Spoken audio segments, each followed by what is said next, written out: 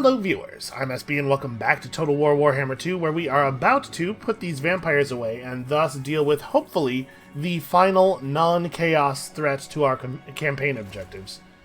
We definitely want Kroq-Gar to get in on this fight. I think we're going to leave Tiktaq'to out of it, because I don't want to split the XP any more than it's already being split, and I also don't want to have that thing happen where we get the front half of both of the reinforcement armies. I do actually want Kroq-Gar's flying units in here. Okay, if we turned on Lightning Strike, it would just mean that Kroq-Gar doesn't get to show up as reinforcements, so we'll skip that. And this should actually be very easy, especially relative to the last couple of Vampire fights. And then we need to refocus our attention on the south. We also need to figure out how we're going to get up north far enough to put Archaon in the ground ourselves. There's a lot of territory between here and there that is not owned by people that we are super friendly with. And I guess what we could do is just chill out at the border while he pushes southward, and like either the northern nations will deal with him, or he'll carve through them on his way down to us. Sometimes he goes more west, though. There's a lot of minor Empire faction settlements to the west of the bay that or to the west of the base of the bay anyway, that are usually not that well defended because they belong to smaller factions. So we probably should just try to go up to the place where he crosses and catch him there before he has a chance to go anywhere. Okay, I like this thing where the reinforcements are coming in from a completely different side. So there's no place that's actually safe. Maybe what we want to do here, let's put the two dinosaurs right in front of the gate. I don't know that we necessarily want to open it right away, but let's do this. And then I'll put like some salamanders here and some salamanders there. And we'll just like spread really thin over the entirety of the wall and hope to get it to be the case that they leave some openings somewhere. And we can put the flyers, like, here, so as not to draw enemies to the side of the fort that the reinforcements are coming in on, but to still be out of the firing angle of this stuff. Okay, it turns out, actually, he just has enough troops that he could afford to put stuff along the entire wall. That's frustrating. What I might do with the flyers, rather than just rushing forward on account of the fact that the enemy has actual flying melee troops, is just fly over to here. So I think we want to group up with Kroq-Gar's stuff before we get attacked in the air. You guys get all the way down there, and then what is my plan here? My plan is to condense the army such that we are only attackable from one side. Only attackable by one tower. Yeah, I think that's the only real play we have. So maybe you two could pull over to here. The melee more or less here. These towers don't use explosive projectiles or anything, so we don't have to worry about grouping up, causing us to take additional damage. We just need to reduce the number of projectiles that are coming at us in general. Yeah, they just have a garrison large enough to man the entirety of the wall.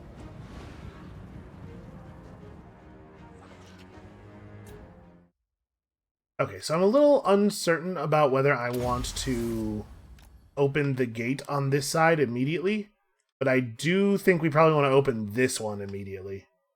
And probably, like, as soon as we start bashing on the one gate, we start bashing on the other. Split their forces up. And, like, this is a terrible way that you guys are coming in. Try to show some discipline here. Get in a formation that makes some kind of sense. Oh, maybe they do have explosive... You know what? I think that they do have explosive projectiles when they're upgraded to this degree. Well, that's very annoying. Is victory in our grasp? Are you sure? Doesn't seem right. So, maybe we want to change the strategy here a little bit. We cannot jam all of our units close enough to the wall to not take tower fire at all, can we?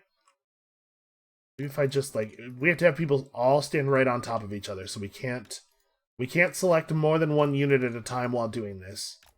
Because they'll try to fan out over too wide an area. But yeah, maybe that'll work. Get over here, you get over here. Okay. Let's see about that.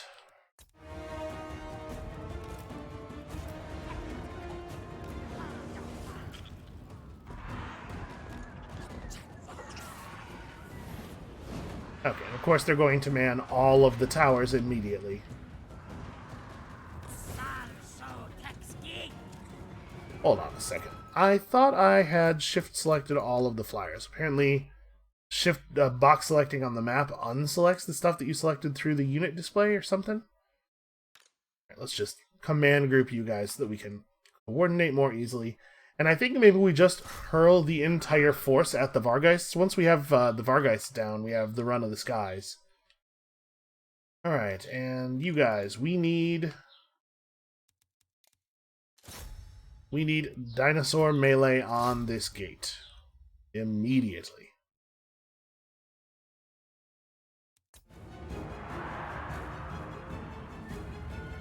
Okay, everybody has... Oh, sorry, those are not real orders. Yeah, don't just move kind of close to the wall and stop. Actually, get over here. Alright, so like I said, as soon as we have the first dinosaur make contact with this gate, we're going after the other gate as well.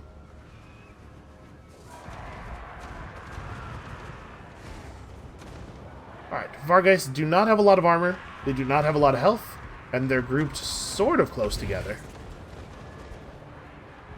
Also, for some reason, they're electing not to fight back here, which is... It's a really bizarre... There we go. They remember that they are melee units. Okay, we'll be able to burn them down relatively quickly. And we have, in fact, managed to jam everybody into a space too small for the towers to shoot at. You guys gotta get right up there.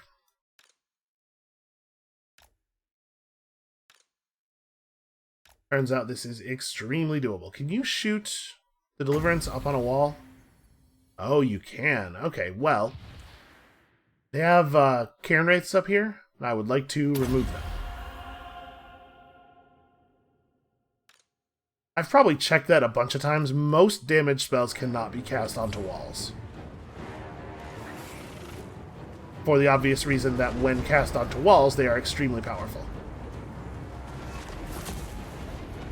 Yeah, like that. Okay. Let's try to... that is just like...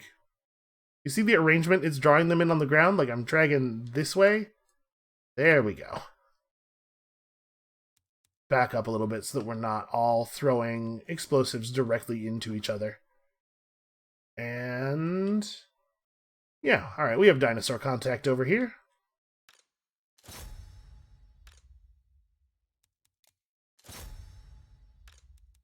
These two in melee mode. I don't want you to spend ammo on the door. I want you to break it with your huge dinosaur face.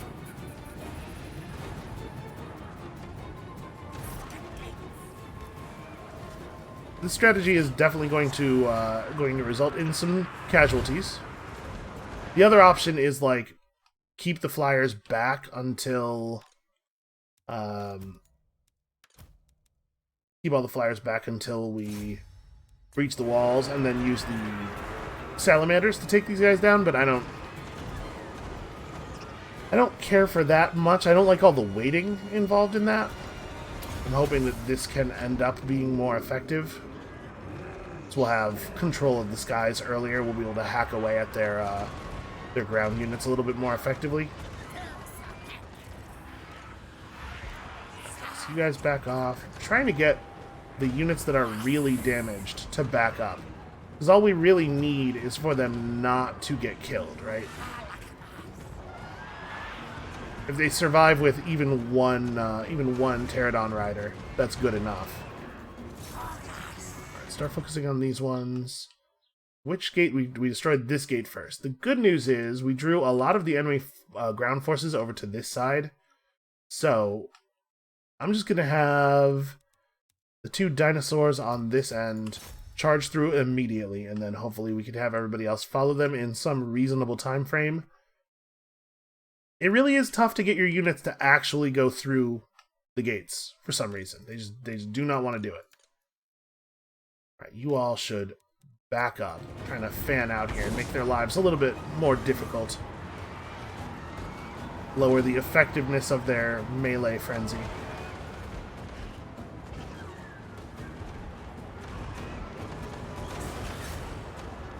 Make sure we're still focused. How's this gate doing? Okay. It's a solid answer to that question. So over here we have the revivification crystal, right?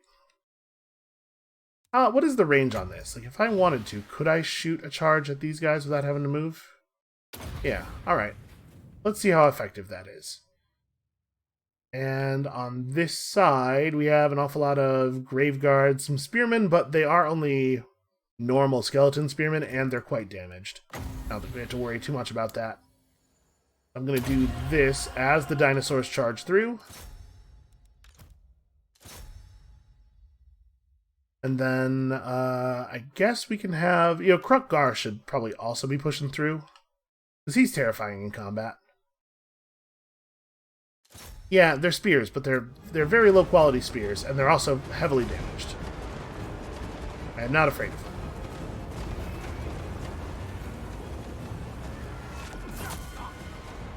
I'm especially not afraid of them now.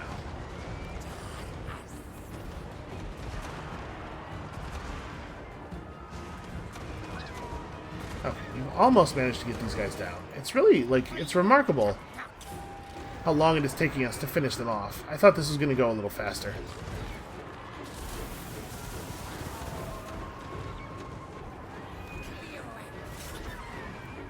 Although, to be perfectly honest, we owe some of this going as well as it is to the fact that they keep flying around in circles for no reason. So, thanks for that, guys.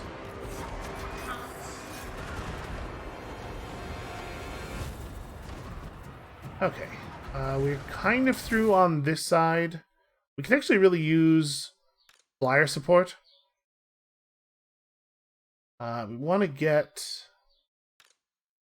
some sources through. The ones without the spears probably go first. They're a little bit better at actually fighting. The sources with the spears, and this is true of basically like all spear infantry, they do less damage, but they almost always have higher melee defense than whatever the version of the unit without anti-large is. So it's not a bad thing to have them be the first ones through the gate, even if they are not fighting large enemies. But we do need to kill these things. I do want to make sure we're sending in the high damage guys.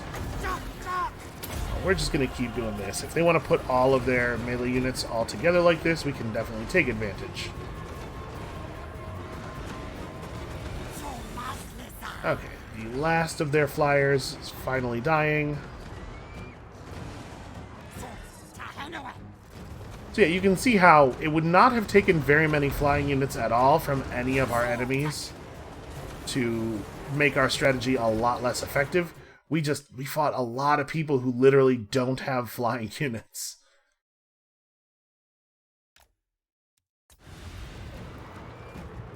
Alright, let's start getting some rocks.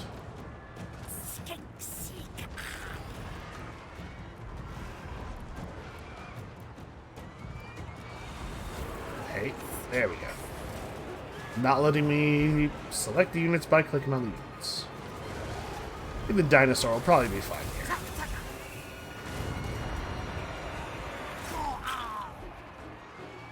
Let's get a couple of you guys over to help with this. And actually, the crypt horrors and the crypt ghouls in the middle are totally reasonable targets. These things are relatively dangerous. Like, honestly, the crypt horrors might be some of the highest damage ground troops they have in this battle. We don't actually have anything worth spending rocks on over here. And they regenerate, so they have additional fire vulnerability. It's a good combination for us.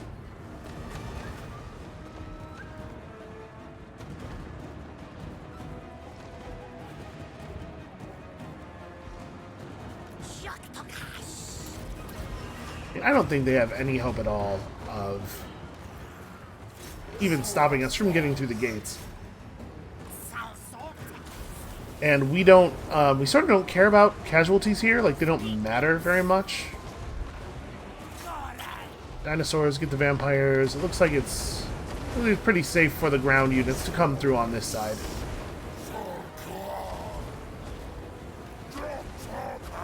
Okay, is that... really? My mouse cursor's like all the way over here.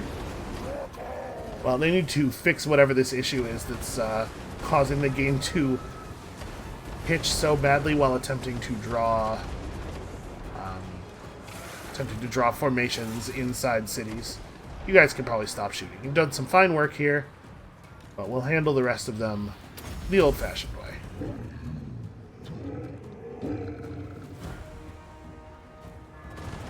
Okay, we've almost got them fully destroyed on this side.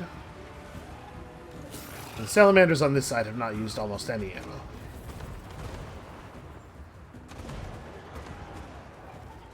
But if we tell them to move through while even one of these dudes is still alive, the whole unit is going to get hung up on him. As we have seen, pathing is very unreliable around doorways. Okay, there we go. We can order through now.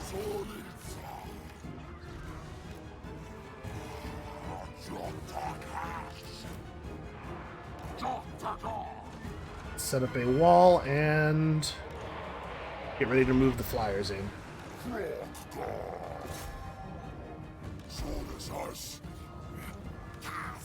We basically just need ground troops on this side through.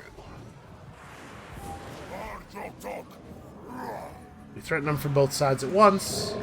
There's absolutely no chance at all that they will behave in a reasonable way here. Well, you guys can be taken off melee mode. This would be a fine time to use your ammunition.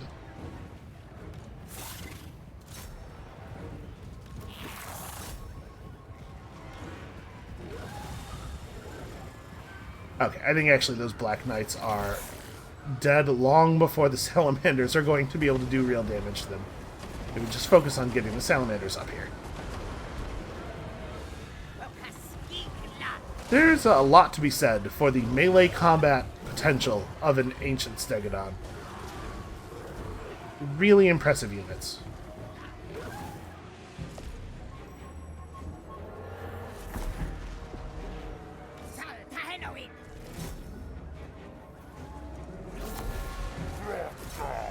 So Graveguard are, like, at least in theory, Graveguard are pretty good fighters. They seem to be having a lot of trouble getting through us.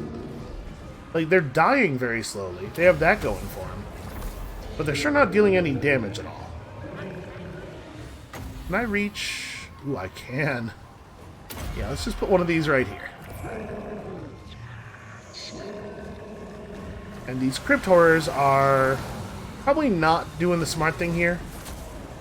Obviously, they are large, so the Saurus Spears will be very effective against them. I think we're probably going to see a surrender presently here.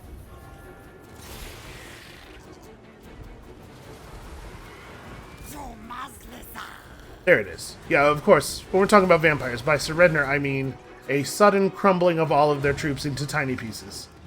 Look at this guy in his stupid hat. What is happening? What is going on your head, dude? Why is your hat so tall? I thought vampires were supposed to be, like, suave. This is, like, the least suave thing I've ever seen. Well, I mean, we should probably have people commit here. You know what? Krukgar. Krukgar, go kill this guy. Give him one of these, and then go kill him with a sword? What the hell kind of weapon are you even using? A spear, that's right. We know. He's got a big magic spear. Because it apparently is going to take him forever to die from crumbling. It should probably be the case that once a vampire, like, lord is the last one on the battlefield, he crumbles really, really quickly, because there's no value in him taking forever to die here. He's not going to do any damage. Krukgar took a bite out of him.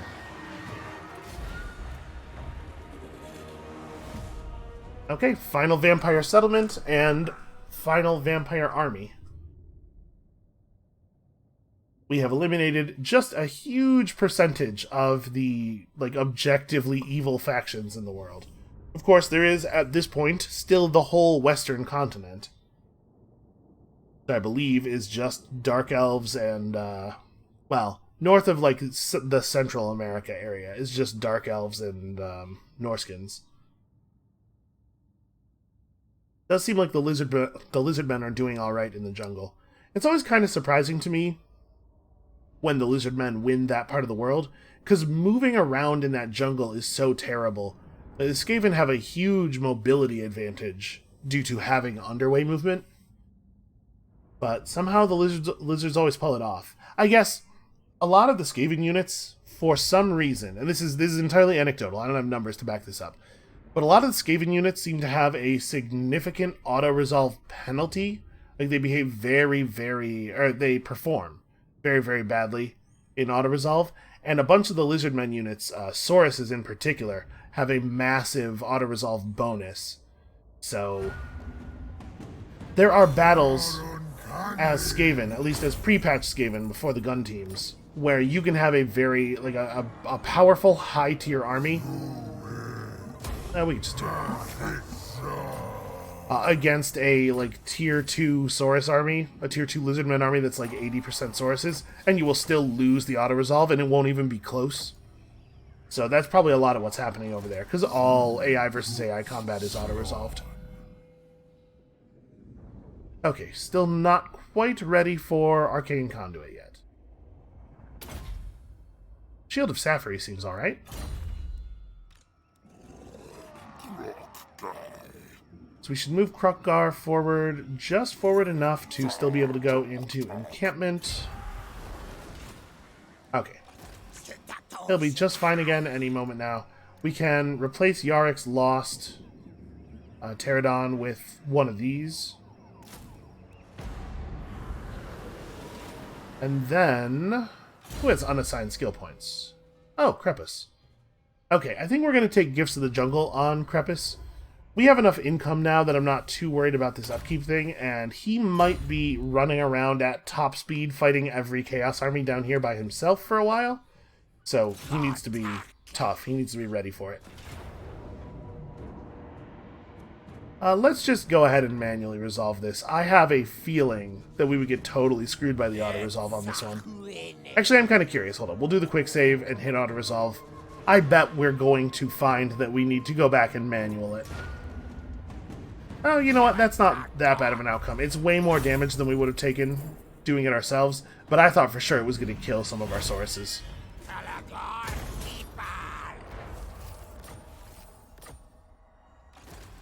Okay, leadership boost when fighting Chaos units. That is probably going to get put to some immediate use.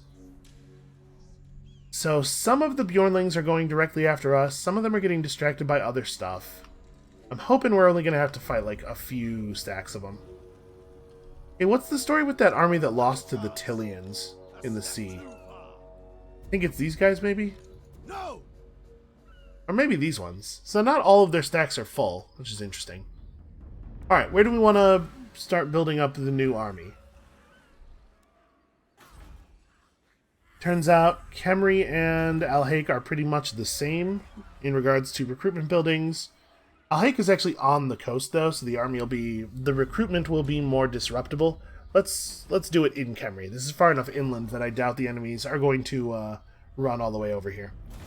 So first, we should definitely fire the Rite of Ferocity. All those extra recruit ranks. And then... who's ready to join? Do we want another Mage Priest, maybe? Because we don't have another wizard down here. We could just recruit an actual Skink Chief. Yeah, we could take an Old Blood or, like... oh, wow, Disciplined is a pretty good trait. What other traits do we have access to here? So we could take an Old Blood, we could take a Red-Crested Skink Chief. You know, our army is kind of skink themed. Let's stick with that. I don't think it's gonna matter too much which one of these we do. Okay, first of all, you are starting at level 5. So, what do we want to take with you? Well, I mean, Route Marcher is not actually optional. And then maybe we just redline this guy? Like, with me being a lot less concerned about unit upkeep at this point, and also Lightning Strike mattering less because this army is already accompanied by an army that has Lightning Strike, maybe we just go this way. Like, take all the Saurus buffs. Or we can actually summon Temple Guard.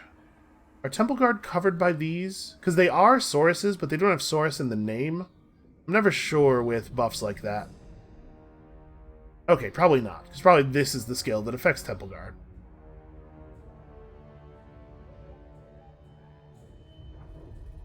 Well, okay, let's take Sacred Guardian. Let's get some Temple Guard and use those.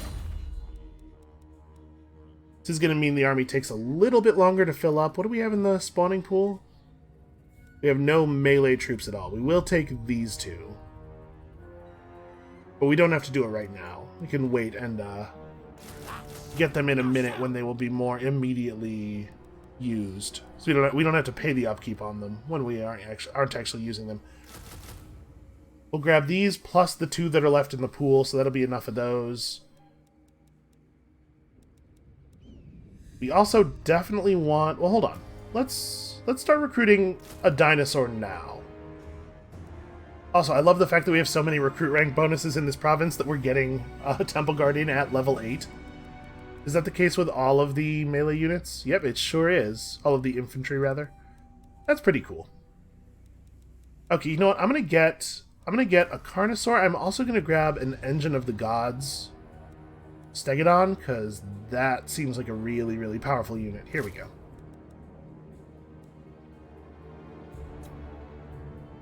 It's going to be a few turns, but I think this is probably not the last wave of Chaos guys we're going to see down here. And then, finally, we have the Southern Badlands situation to resolve. This is not the way I want to do this here. So I'm still a little leery about having military alliances with multiple people at once. Because, you know, if one of them decides to attack the other relying on your strength, then all of a sudden all your diplomatic stuff goes to hell. So we'll pursue the alliance with these guys, like, as soon as we see Archaon get wounded. So we don't need to hold on to all of this money right now. I'm wondering if we want to... Are there any upgrades that we really want to do anywhere? Well, Castle Tempelhof definitely needs proper garrison buildings. We're going to need actual walls everywhere here, because we cannot necessarily trust that the Chaos Forces will be stopped north of us. And then also, one of these would be nice to help offset the corruption in the area. And we're going to build up this cattle building, and we're just going to leave it built up, because the extra casualty replenishment rate might actually be relevant, again, if Chaos actually manages to make it this far south. And we'll leave the public order building in place for right now, because we're still kind of putting things together here. Yeah. Alright. Oh, hey, Ratok, I totally forgot about you. Nope, looks like we're just gonna suffer mountain attrition for another turn. How's Mountain Gunbad doing? Okay, that we can definitely afford to take an upgrade on. Alright, those Temple Guard are almost at the front.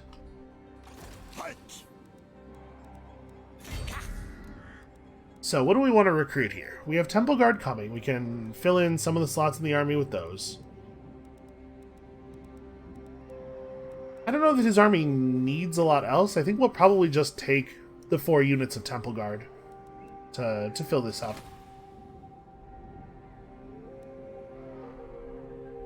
So, Archaon spawns up here.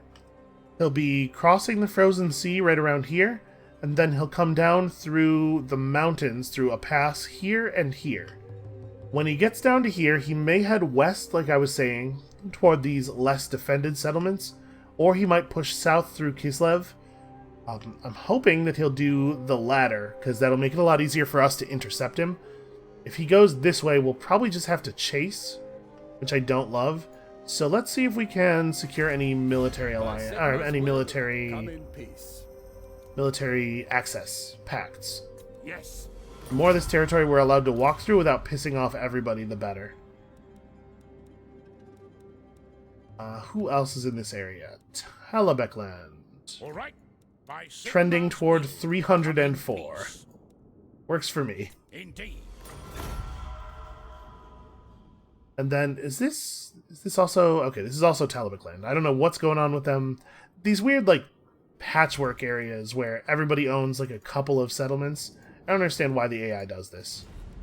I would really love to interact with Kislev. Why am I having such a hard time pulling them up? Oh, okay, no. Here they are. I was going to say, have we not actually met them? Okay, excellent. Well, then we probably are allowed to march all the way north. These guys, I don't even know who that is. Those guys might hold some of the land up there, so we should talk to them real quick as well. While everybody's feeling nice and generous. It turns out we've made ourselves the heroes of humanity with the thing we just did to the vampires.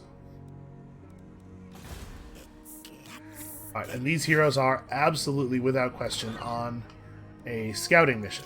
Gotta find those chaos forces. We gotta make sure that we delete the rest of these move orders, because otherwise I will forget to give them new move orders, because it won't ask me. Alright, and then I think, like, really the only major expenditure left is, do we want to finish upgrading these buildings?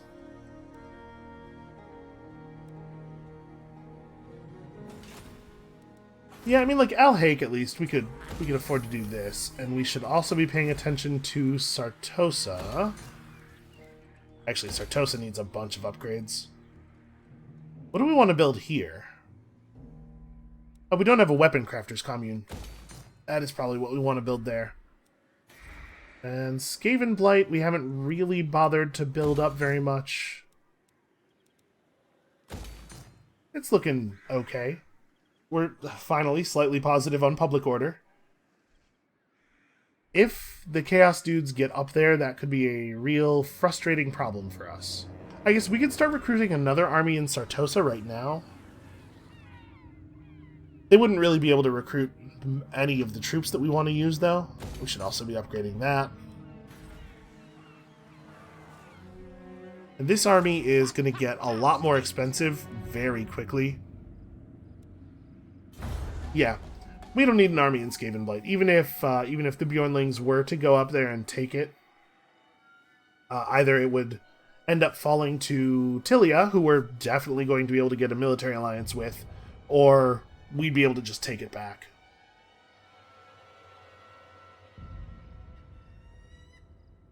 And a military alliance is all we need. We don't actually have to own it ourselves.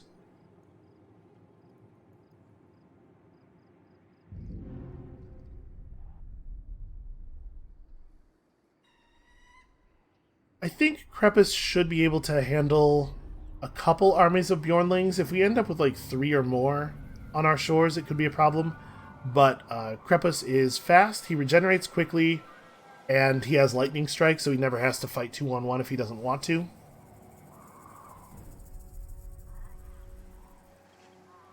I'm assuming a lot of the factions that are around us are going to just sort of mill around ineffectually, because that is kind of what they do. We're not going to see a whole lot of people, like, massing up and marching north to help us.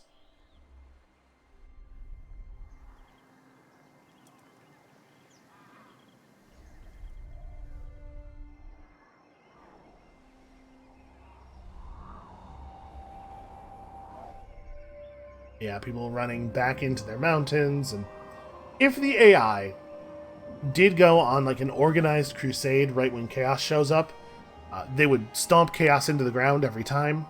So I get why they're not programmed to do that. But it does make it feel like the Chaos invasion's not that big of a deal. I think if the Chaos invasion happened and you started to see AI armies join up and march together on a crusade, I think it would really drive home how dangerous Chaos is. They'd have to buff up the Chaos forces to be able to maybe survive it if you weren't there to help.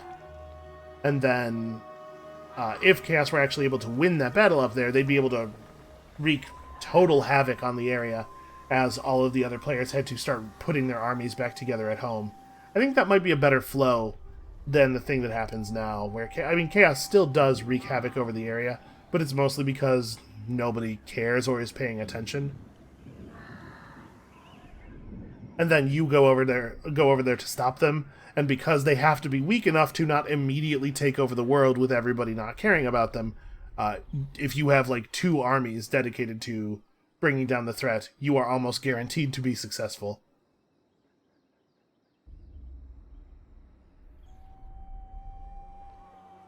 I do like the idea of Tiktaq'to going on a murder pilgrimage to the north in order to fight the new threat, though. I think that really fits in with his character as we have observed it so far.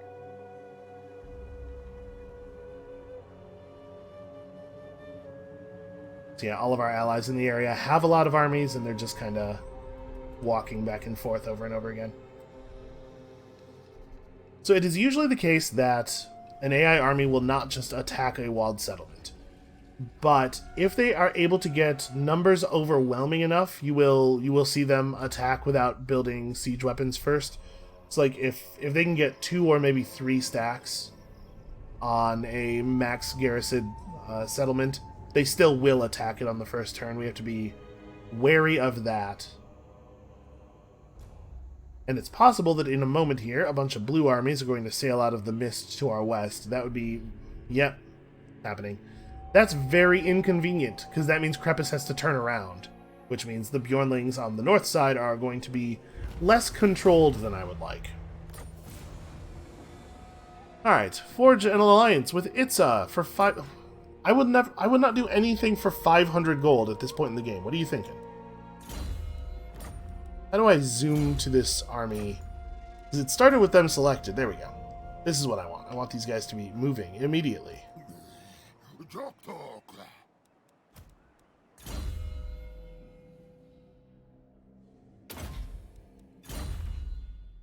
Okay.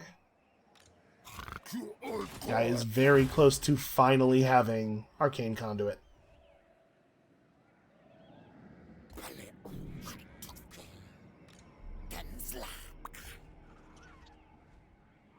It's probably going to be a few turns before we have any vision of the Chaos Forces up here.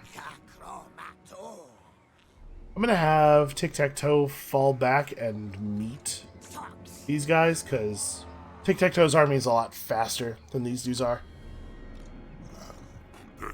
And you two are basically just ready to march to the north. Well, Krokgar is, at least. Can we get out of Vampire Land if I go full march? We can indeed.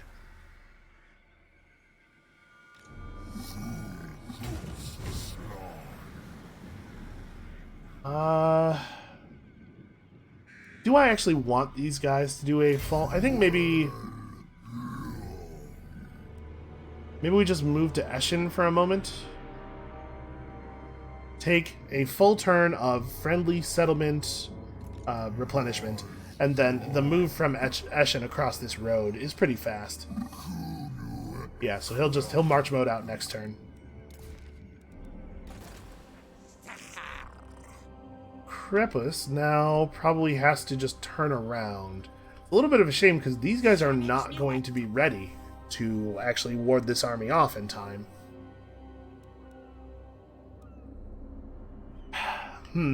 Well, the question is, how long do I think I have before we're in any real danger over here? Do we have time for Krepus to go and like put down the enemy at Alhaik and then make it back before the Chaos Warriors actually burn something down? This is that, like, right as the Bjornlings were about to spawn was a really bad time for the blue Chaos Warriors to all of a sudden start caring about us. It's very inconvenient. I think that it is the case that the settlements on the western coast matter a lot less than the stuff up here. So if we lose some of that to Chaos Warriors and have to resettle it, it's not that big of a deal. You know what else we could do?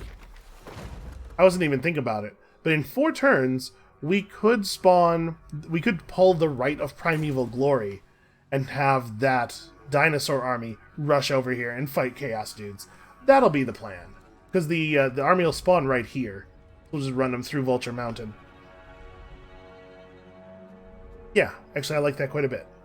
Okay, so is there anything else that we need to do with our considerable pile of cash at this moment? Not really, just make sure that the upgrades in these places are going the way they should. You know what, honestly, we could afford to have even another growth building over here. And then like this, I don't even need Carrot Cadron. These are not the right buildings for this place.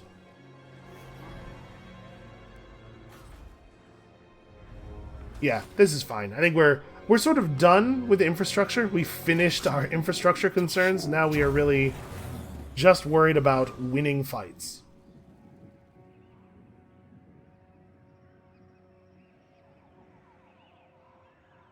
So we're going to see our amount of income drop pretty sharply as units finish recruiting into the new army in Khemri.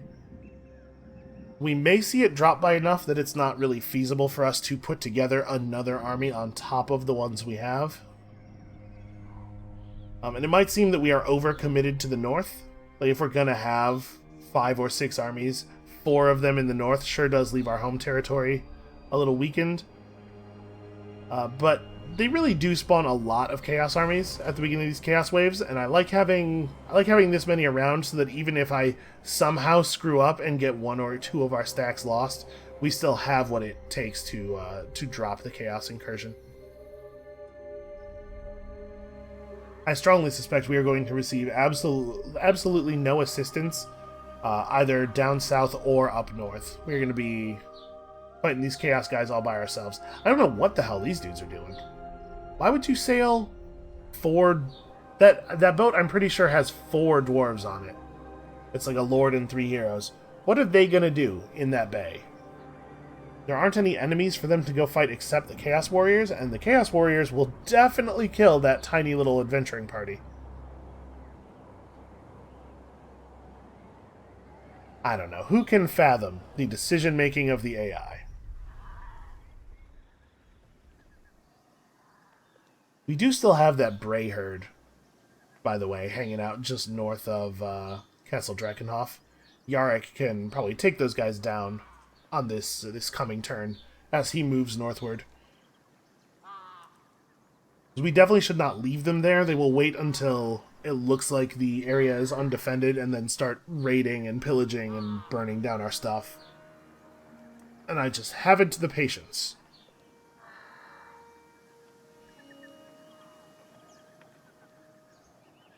We might actually be able to ask the Dune Kingdoms to focus on the Chaos armies and maybe get them to bring a stack over. And granted, their stack of units will be entirely the lowest tier possible infantry, but they still might serve as a distraction. Get the Chaos armies to run the wrong direction to go kill them. We should at least ask. And we don't even have to feel bad about marching their soldiers to an obvious death, because they're not really alive in the first place. No moral issue there at all. Oh, Gunter Weissman's trying my trick there. He's going to set up an ambush right on the beach and hope to catch the Bjornlings in it.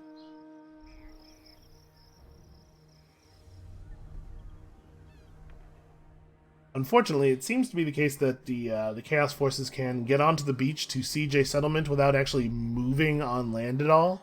Like, they get on land exactly where they need to be, and since they never execute a moment of movement on land, they avoid getting ambushed. I think that's what happened on our western coast, anyway.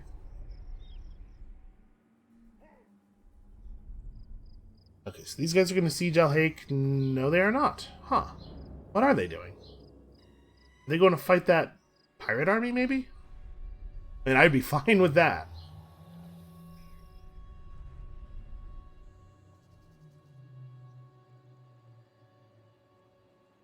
Alright, well, I think Krepus continues running east. I think we want him to free Xandri.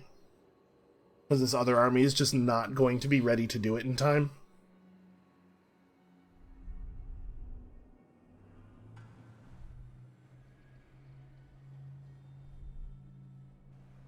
And I guess these guys are not in a huge hurry. Sorcerer's Islands is a nothing minor settlement. I do not care about that at all. If they want to burn that down, they are free to do so.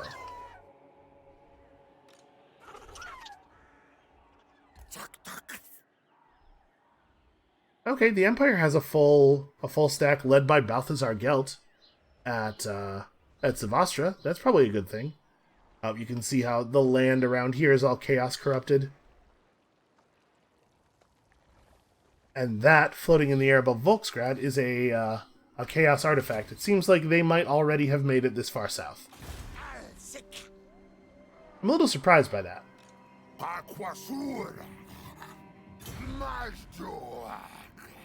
Okay, you get over here and give them 4 units of built-up Temple Guard.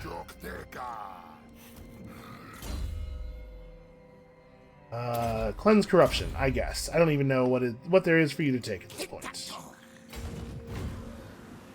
Okay, so Tiktaq'to can make it to Drakenhof. I think I do want him to stop in Drakenhof because of the attrition.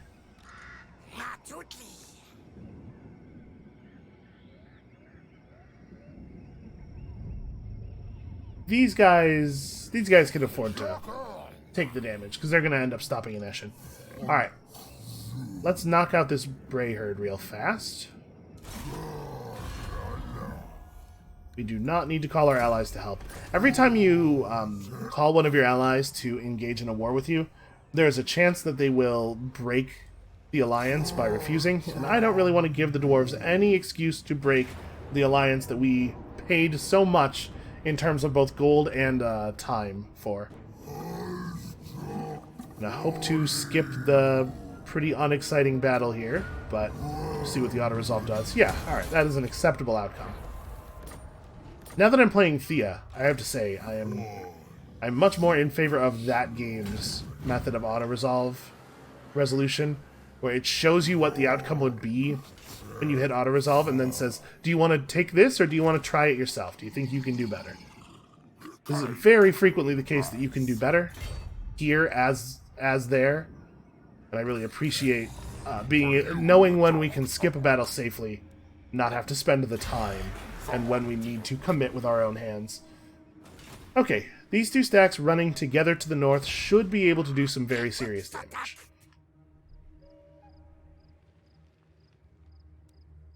No. Alright, we can't exactly see what this army is. I'm debating whether I want to full move toward it. Purpose is pretty fast. He'll probably be able to make it from here. I think we go here and we go into ambush mode. I would love it if they didn't realize that I was approaching. Okay, and you finished recruiting some stuff. We should definitely put some more things in the queue.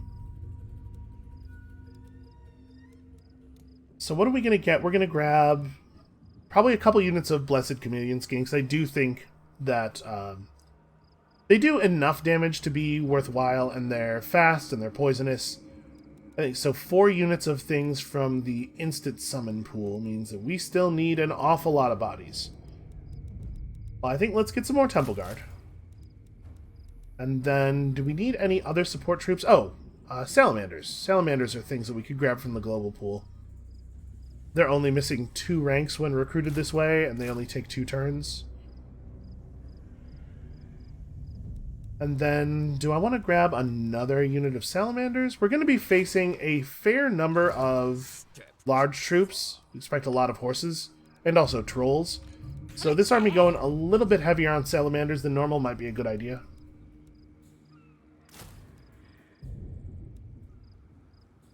And then next turn, a couple more slots will open up here. Yeah, this army is actually fairly close to being done, but it's going to be a couple of turns yet. Al-Haik is not ready to upgrade its walls anymore. We're actually not that far from getting Skaven Blight to top tier. It's a shame it won't like, actually help us at all. Oh, what am I doing? I want Vampire Town. May as well upgrade that. Okay. Let's see if the Chaos armies become visible to us or not. It's possible that the Chaos artifacts that we saw up there are actually quite old. It may be the case that Archaon is not as far south as it looks yet. It might be that previous waves of the Doomtide took those areas and then nobody ever bothered to reclaim them. It seems like the AI has gotten better about that it will now fill in gaps if you leave gaps, but it used to be the case, certainly, at least, that sometimes they would, for no reason at all, just leave unsettled territory on their border forever.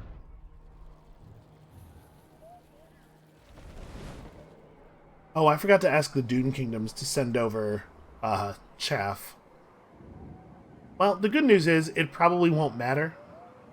Even if we asked them, they probably wouldn't bother, and even if they did bother, they would probably do it too late.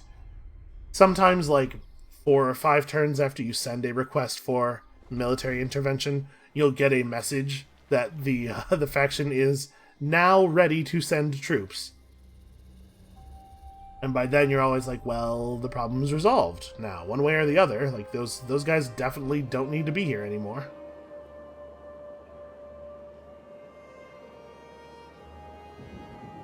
Nice to see that the main Norskin faction is completely destroyed.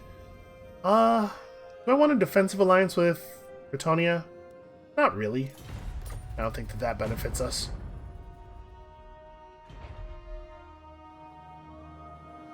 So Bretonnia's crusade up in Norsca has been successful, and that's helpful because the Norskin factions do not fight with Chaos.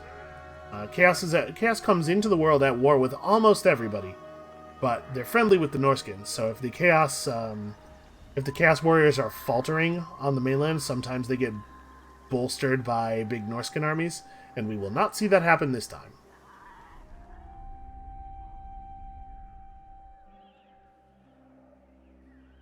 Yep, here comes Chaos. I guess they really are this far south already. No armies, though. Alright, let's hope that, I cannot remember the names of our agents at all, but let's hope that the higher level one can take out this Chaos agent. The Chaos agents can cause serious problems. Military alliance with you guys is probably fine. You feel pretty friendly toward... I mean, does anybody have any negative feelings about you is basically what I'm wondering. You know what? We don't need this right now. Can I ask them for a war coordination target now on their turn? Like, hey, would you like to get over here and help me with this? Alright, we're going to have to mess with that on our turn. That's fine.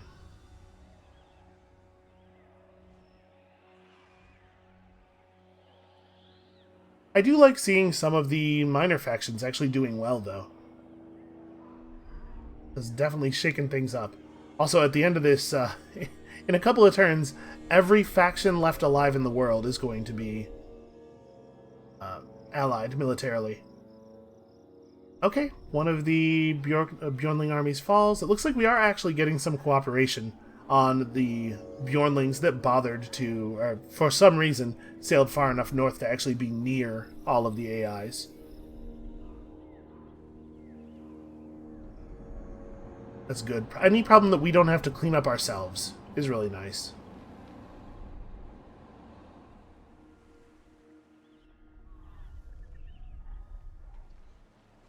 I'll tell you, my biggest concern with the all-dinosaur army is that that composition is going to end up being really bad against Chaos Warriors with pole arms. Oh, they're attacking Xandria a lot earlier than I thought they would. Is it worth trying to defend this manually to weaken their forces? Yeah, probably. We should try to maximize our damage here. So a lot of their troops are not going to be particularly good at fighting in a walled settlement. You can see they have quite a few horses. They got some wolves. These guys are javelin throwing infantry on horseback, so they are ranged. We do still have to be wary of them. And they're going to make it unsafe to have the one unit of pterodons here just fly out and harass people immediately. Are these the throwing axe guys? Yeah, I think these are the throwing axe guys. There is a Norskin melee cavalry unit, but they don't. The AI doesn't use it very much. They like the throwing weapon cavalry a lot. So we have to watch out for the Chaos Trolls. We only have one gate to defend. Actually, it's a pretty small map. It's actually really nice for us. Oh, I guess they finished their siege towers. They did that really quickly. I was kind of assuming that they had decided to launch without them, because it's very wild for them to have done that so fast. Let's get Sauruses actually up on the walls. This is where you guys are going to be needed. You can have Cold Ones ready to charge the people who make it through, and of course the Saurus Scar Veteran is just going to have to... Honestly, maybe I want to have him start up on the wall as well. Like, those siege towers are going to get over here. There's nothing we can do about that. Let's wait. Okay, wait until all of the towers are actually under our control, and then figure out our targets. So if you have a couple of towers focus on a siege tower, sometimes you can bring it down. Two towers being able to shoot it for long enough will work. But there's no universe where these two towers are able to bring down both of those fast enough. And we have the same problem over here. So that being the case, we have to make a decision. Do we think it's worthwhile to destroy some of the siege towers to slow their rate of approach onto the wall?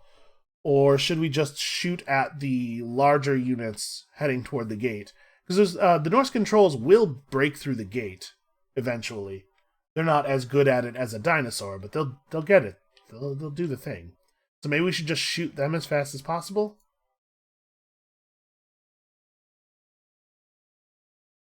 The Marauders with great weapons. So these are not proper Chaos Warriors, by the way. These are Norskins. A lot of their troops are, like, unarmored. You can see here the Marauders are running around with bare chests and stuff. They look fierce, certainly, but they take damage. We will definitely be able to kill a whole lot of them. Yeah, I think let's just focus on the ground units. We're not going to be able to stop the siege towers no matter what. And you barely have anybody worth shooting at all.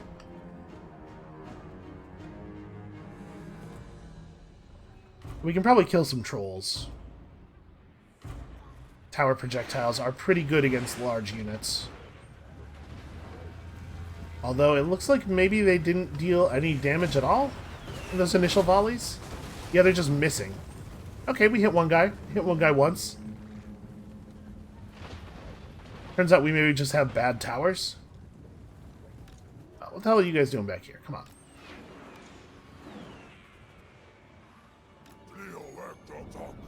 I didn't even think to look for units, like, way back away from the wall, because why would there be units in these places?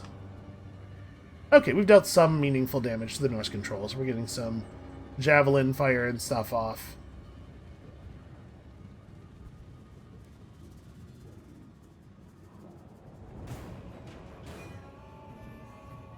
Since these guys actually do have ranged units, the Holy Stella ability will do something here at least. As opposed to in all of our previous battles where it has been completely worthless. This is another reason I wasn't too stressed about the siege towers, because they're just going to put up ladders when they hit the wall anyway.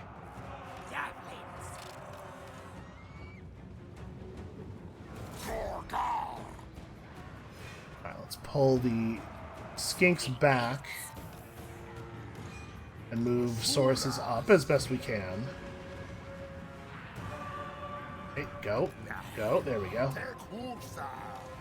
This guy needs to get involved as well. The ones that climb ladders are at least...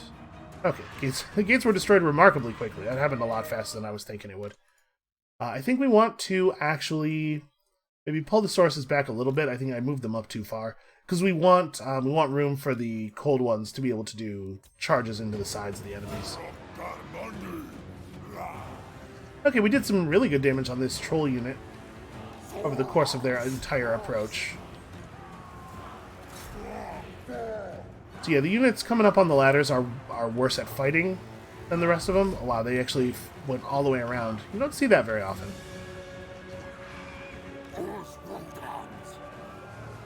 Trying to wait for some better stuff to commit here. There we go. Get in there. Have at those ranged weapon cavalry. As you might imagine, the Marauders not as good at actual mounted melee combat as proper melee infantry are. And once the Marauders have committed a little bit more, we can maybe fly out and drop rocks, or drop rocks right here or something. Honestly, my units are doing an okay job. The Norskin Warhounds are not super terrifying. I mean, we don't really have to be afraid of them, but I do want my Cold One Spear Riders to fall back. We're gonna do cycle charges here a lot. So understand we are not running away from dangerous enemies. We are backing off so that we can recharge. Because remember that the bonus, the stat bonus from charging only lasts for like 10 seconds, I think.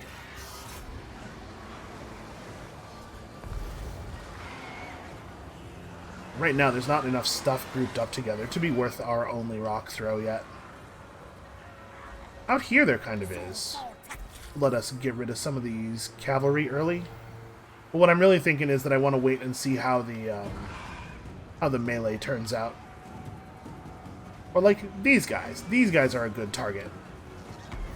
So we've temporarily got a run happening over here. I think I'm going to try to pull these Saurus warriors off the wall then.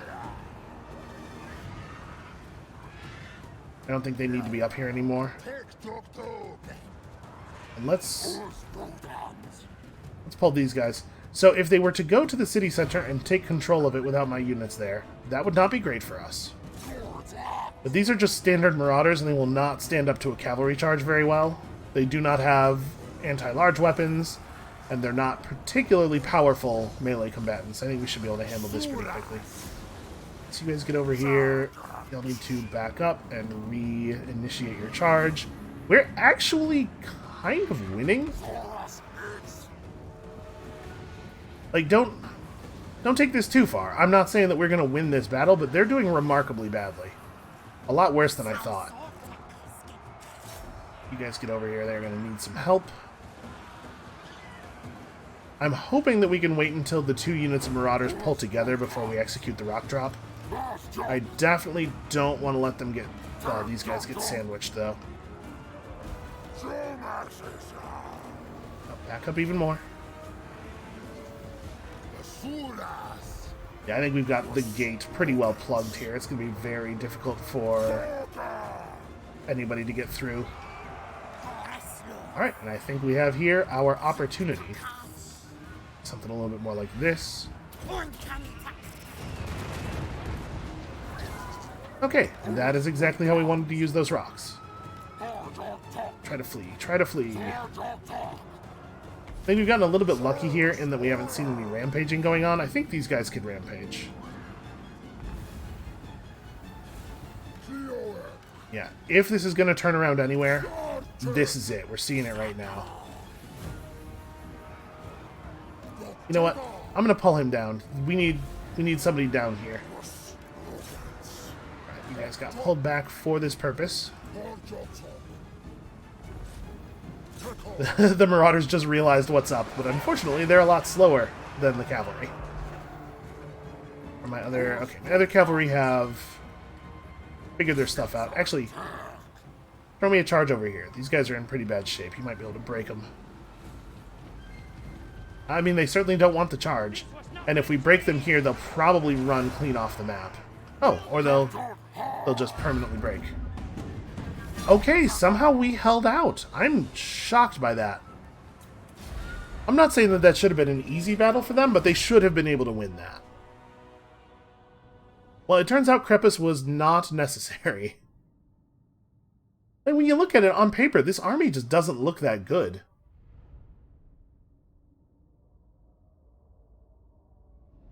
I guess their army really doesn't look that good either. At least not in a siege.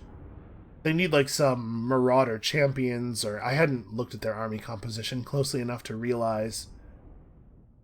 They do have access to like proper heavy infantry, and if they had had real heavy infantry in those siege towers, this would have been a very different battle. But because the stuff they brought up on the walls was just unarmored dudes with axes, even the guys with the great axes with the armor piercing, Sauruses have such high melee defense that they're able to survive, and the small amount of damage that Sauruses dish out, not reduced by armor at all, is totally enough to kill a marauder unit. Possible I was over-concerned about these guys. That said, the two armies plus a whole stack of dinosaurs down south might be necessary to deal with the Chaos armies. So we still made the right call. Yeah, alright, well that's just hugely embarrassing for the Bjornlings. This stack is in no shape to threaten us. I'll probably have Crepus just finish those guys off real quick so that we don't have to worry about them like running around and raiding or recovering enough and then running all the way into the center of our empire to the settlements that don't have walls. It is very often the case that you do not need... Okay, our garrison has been assaulted. We're probably going to lose the Sorcerer's Islands. I'm not too worried about that one. It is generally the case that you don't need all of your settlements, or even most of your settlements, to have walls. If you have a sort of like a ring of walled settlements around the outside of your empire, that's usually good enough to slow down the AI. Although you have to think about where they can move to quickly, because they will obviously prefer to move to unwalled settlements. Okay, no, there aren't actually any Chaos guys here, so I think this stuff must have been burned by Chaos a long time ago, and just nobody ever fixed it. That does sort of make the armies of the North look incompetent. I'm not going to sugarcoat it, you guys look like idiots. Let's see, Hrothgar's further back. We should probably have him lead, because we don't want to run these two armies up separately. So you have all of the stuff you need here. You finished getting replenished troops, I guess. Oh yeah, Arcane Convergence, obviously. That's an extra cast and a half of the big explosion.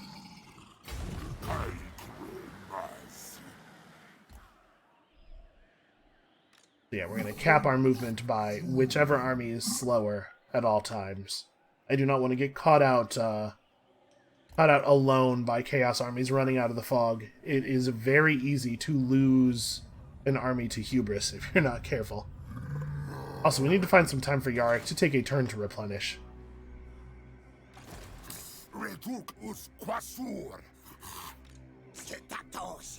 It sort of sounded like Retok said his name. Maybe I've been pronouncing it wrong and it's Retuk. What do you know, he's really coming along. Those Hooked on Phonics books are working. Let's have him stop in Eschen for a turn, because he could really use the replenishment. And grab... Let's see, I want to leave these for the army down south, so maybe we just recruit some flyers from the local pool here. Let's grab, yeah, 4 of these. This isn't like a great army composition, but it'll do. It's sufficient for the 4th army that we're bringing to a place. Right, where is... Yes, Crepus. These guys are so weak, though, that maybe Crepus doesn't need to get them because Lanawana could just take them. So we have 2 slots here, and I'd really like to recruit 2 things that are only going to take a single turn to get into the army. So maybe something not totally ideal, just for the sake of expediency. And we could grab some Croxagors, I suppose. We could get more flying units. I don't know that we need more than 5 units of flyers.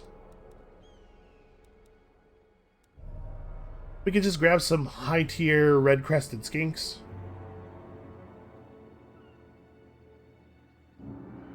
Yeah, you know, these guys definitely still have value. How much is, Can I recruit Cold One cavalry in a single turn? Oh, there's no Cold One recruitment building in this province. Okay, we'll just grab a couple of these then. And then next turn, those guys can be on the march. So you know what? I'll let them Handled the Bjornlings. Let's have Krepus start falling back, because it's a bit of a run from where he is to where he needs to be. We could probably afford to upgrade Martek and put a wall around it. That would be a thing worth doing. And we don't really need this growth building. I mean, Eye of the Panther is not really in any danger, though. You can see here they've got some kind of very impressive Chaos Dragon. It is wild to me that we can't see the composition of an army that is actually pressed up against the wall of one of my settlements. I have never understood why that works the way it does.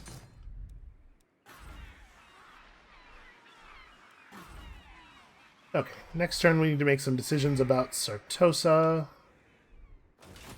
Okay, I think we're just good for another turn. Let's do one more cycle of enemy turns here.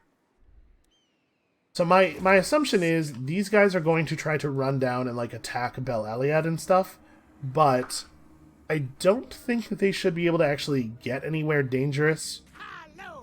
Lanawana's going to be able to move on our next turn at full movement speed. Oh, I guess we should make sure that he has appropriate followers and weapons and stuff. So I definitely want an administrator and a great warder. Yeah, fan waver is good to have. Sacred Plaque Librarian makes a lot of sense. We've given him all of the movement bonuses that we have available here.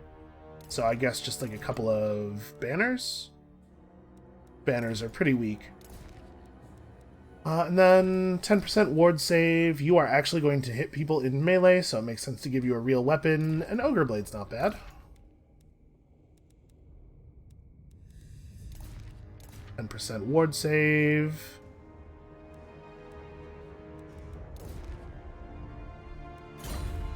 Okay. Oh, and this turn is the turn we should hire the hero for his army. I almost forgot. We're going to give him a Skink Priest. We've had a lot of good results with our Beast Priest. It's only a couple of spells that we really like, but they are very effective. But I know there's some good stuff in Heavens, like Chain Lightning and the Comet of Cassandora are both pretty valuable. Yeah, let's get a Heavens Priest.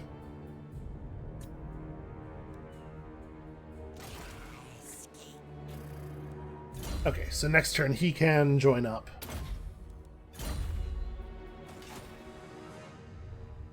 Alright, we are ready for him. Let's see if any of those Chaos armies come into view of our forward scouts this turn. Because remember, the moment we encounter Archaon, we can potentially win the game.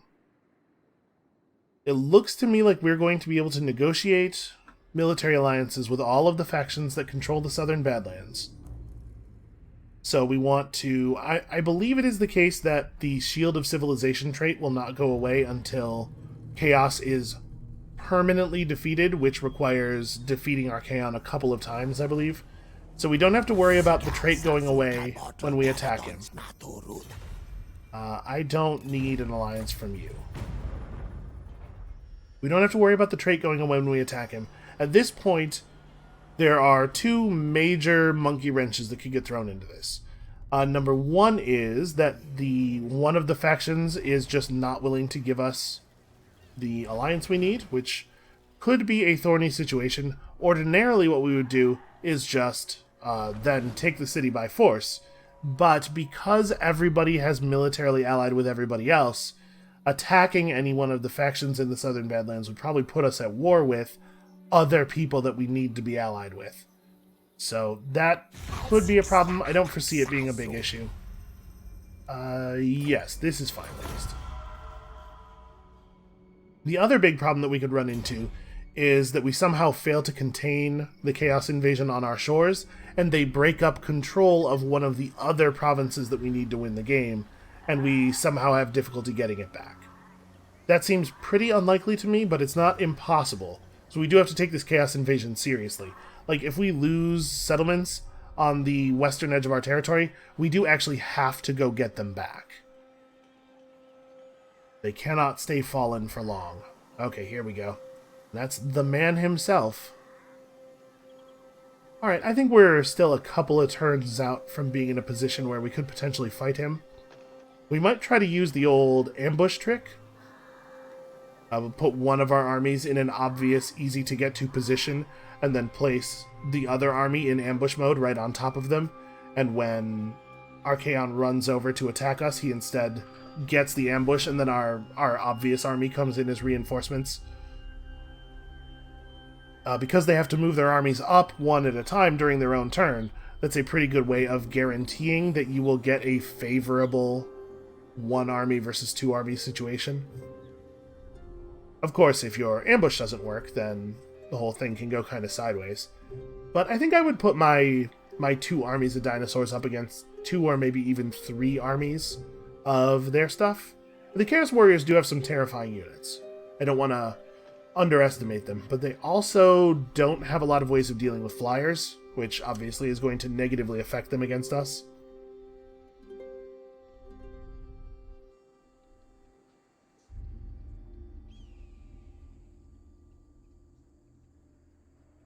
Okay, the rating is not a big deal. We can deal with that. It's better than him executing a full March mode move, too. Because he could have gotten pretty close to some of our unwalled settlements, but he has chosen to move short instead. That's going to make it really easy to chase him. Okay, we absolutely should do this manually. We do not have a real chance of winning this battle, but we must have our flying unit damage the hell cannons as much as possible.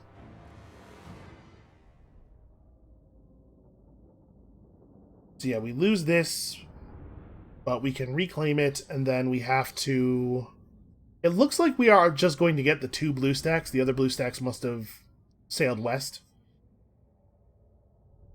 So if Crepus can take the other one out on his own, then when we run into this one with Crepus afterward or with the dinosaur army, all we have to do is have our army win the battle at all. Even if we are completely shattered by the victory, it will be enough. So yeah, I think barring any like really wild, unforeseen stuff, we're pretty close to winning this. And if you're wondering why some of our units are damaged, remember it's that one Chaos hero who assaulted the garrison. It's a pretty effective skill. Okay, this time I put fewer units in the back. Oh. Shoot, their lord is on a flying mount. That is going to make it harder for us to attack the Hell Cannon with our single unit of pterodons. Alright, here we are trying to buy time, so... Oh, I have to wait until we actually take control of the towers. Because, of course, we have not been in control of the towers the entire time we've been living in the city or anything.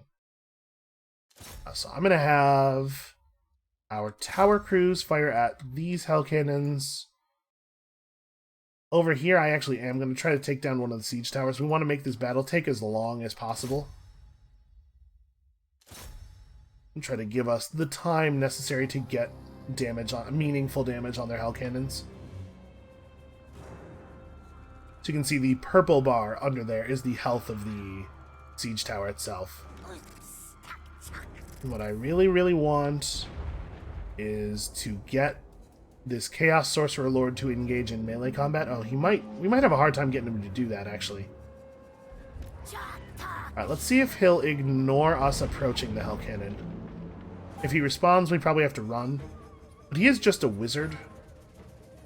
I mean, I assume the dragon is pretty good at fighting, but who knows? Maybe we'll find that it is, that he's still effectively just a wizard in combat. So you can see, we're pretty close to destroying it. I'm not sure we're actually going to get it in time, because now it's only in the firing angle of one of the towers. My hope here is that we can quickly kill the crew of this Hell Cannon, and then come and do rock drops on... do the rock drop over here, and maybe kill a few more. Oh, we can also do this. I forgot, the Holy Stella actually does help. Okay, two of the Hell Cannons have actually been killed by tower projectiles. That's fantastic. If we lose this battle, but we manage to damage out all of their hell cannons, that will be absolutely good enough. Because it will make it so that they don't have the ability to quickly take any more settlements. Alright, they're docking over here. We already have sources in place. There's no, not really a whole lot we could be doing that would be more effective than this. It is worth noting that, like, the unit will not remember that the Hell Cannon was destroyed. If the Hell Cannon unit survives, it will have a fresh cannon in it for the next battle. Okay. Let's see. A big charge. I'm not actually sure if this is enough distance to execute a proper charge. Maybe we should have the spears jump down. Like, I know these Chaos Warriors are just now getting up onto the wall, but I don't know that I think the Saurus Spears are going to defeat them in combat anyway. We'd have them jump down and hit the Chaos Trolls. Oh wow, they actually destroyed the wall. You don't see that happen all that often, but siege units do damage to portions of the wall. They just Hell Cannoned that bit of the wall to pieces. Alright. Chaos Trolls have poor leadership, so that wasn't too hard. But obviously we're going to have a harder time getting the same thing done anywhere else. Alright, so what we want to see is Hell Cannon units actually completely destroyed here.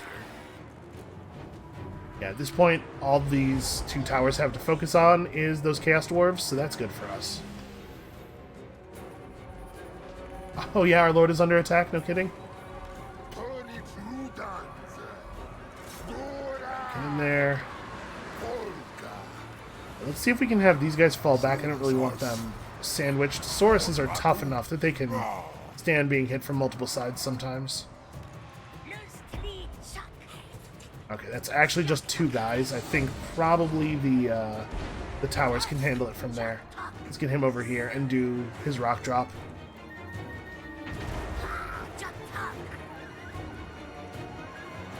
We're going to prioritize killing... Okay, one Hell Cannon unit is completely removed. Get him.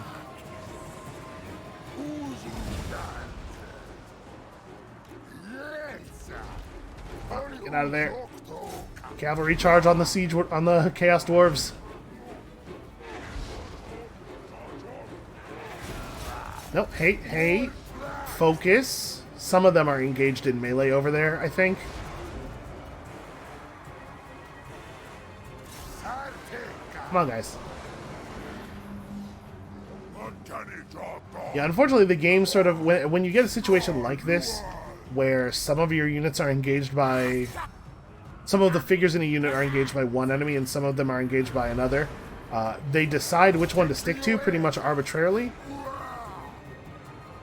But it usually does seem to be whichever way is less good for you. Somehow they know. Alright, we completely killed the crew of the other siege, of the other Hell Cannon. Would you guys get down off the wall, please? There we go. Yeah, we never had a chance. Like, look at how... Oh no, actually, some of the crew of that Hell Cannon just got through the gate, actually. Let's see if we can help with that. We never had much of a chance. You can see how, like, these real infantry units are doing much better against the Sauruses.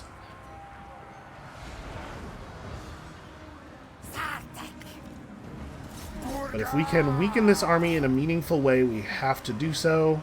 Try to reduce their ability to quickly burn down other settlements in the future. Try to disengage from the chariots. That's not going to work. He's on foot. Even if he did break away from the chariots, they would just run him down. Oh, no, you guys ran. It said you were rallying, but instead you ran all the way off the map. Okay, well, we severely weakened some of their units. We completely killed the crew of 2 Hell Cannons. These ones that survived, they will have a new Hell Cannon for the next battle, unfortunately. But that's something. They'll be less effective in the next one. And like I said, I'm not too stressed about this. We have one full, very effective army already on the way. The Engine of the Gods is remarkably effective against heavy infantry. Really, really good. They do have a couple units of Chaos Knights that we'll have to watch out for. But honestly, I don't think the chariots are dangerous at all. The Chaos Knights are way more likely to actually cause problems. And his army has enough flyers that it will be able to take out the Hell Cannons relatively easily.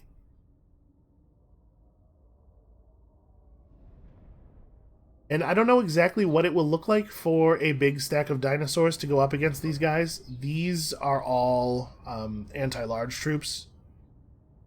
And they're pretty good fighters, so I expect they'll be very effective against dinosaurs, but we'll have so many dinosaurs. Oh, okay, it counted 3 of the Hell Cannons is actually dead. In that case, that's actually a pretty good outcome. The Chaos Forces will not... They will not, take over any of our settlements. They'll just burn them. Oh, another blue stack. That's unfortunate. And we don't have an army down here to help deal with the blue agents, unfortunately.